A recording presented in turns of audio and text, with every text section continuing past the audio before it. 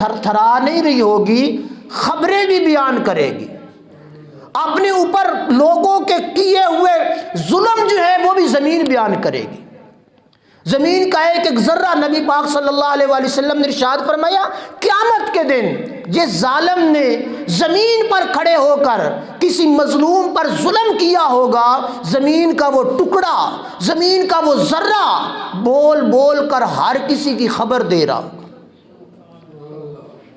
یومئذ تحدث اخبارہا، ہر حقیقت بیان کی جا رہی ہوگی، ہر مردے کے متعلق، ہر زندے کے متعلق، سب کچھ رب کی زمین جس پر ہم رہتے ہیں، جس پر آج مجھے اور آپ کو ناز ہے کہ میری زمین ہے، میں اس کا مالک ہوں، یہ میری فصل ہے، میں اس کا مالک ہوں، یہ زمین کل قیامت کے دن جس نے جو اس پر کرتوت کیے ہوں گے، جو زمین کے اوپر زیادتیاں ظلم کیے ہوں گے، یہ سارے کے سارے بول بول کے کہہ رہی ہوگی میری زمین میرے خلاف، آپ کی زمین آپ کے خلاف۔ تو اللہ پاک جل شانہ نے فرمایا یومئذ تحدث اخبارہا، زمین اپنے اوپر ہونے والے ہر ظلم کی خبر دے رہی ہوگی۔ بِأَنَّ رَبَّكَ أَوْحَىٰ، انسان کہے گا اس کو کیا ہو گیا، وہ زمین بول کر کہے گی مجھے میرے رب کا حکم ملا ہے۔ بِأَنَّ رَبَّكَ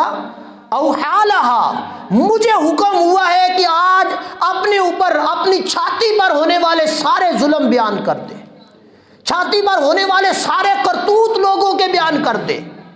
آدم سے لے کر آخری انسان تک جو تیرے اوپر آیا اس کا حسب نسب بھی بیان کر دے، اس نے جو زندگی کے شب و روز جس حال میں بسر کیے، اے زمین آج وہ بھی بیان کر دے۔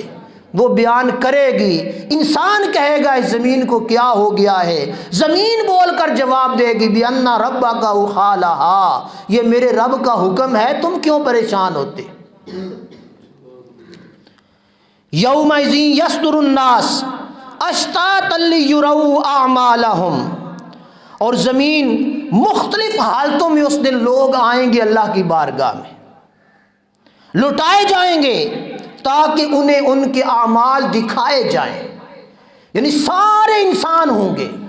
زمین ان کے خلاف گواہی دے رہی ہوگی، یہ میرے ہاتھ۔ قرآن مجید میں دوسرے مقام پر رب وحدہ لا شریک نے فرمایا انسان تیرے اعضائے جسمانی جن کے ساتھ تو بڑی محبت کرتا ہے، جن کے ساتھ تیرا بڑا پیار ہے، اس تن کو بچانے کے لیے تو گرمی سردی کے کپڑوں کا اہتمام کرتا ہے، ان ہاتھوں کو خشکی اور تری سے بچانے کے لیے طرح طرح کے لوشن، طرح طرح کی چیزیں استعمال کرتا ہے، ان کی دیکھ بھال کرتا ہے کہ خراب نہ ہو جائے،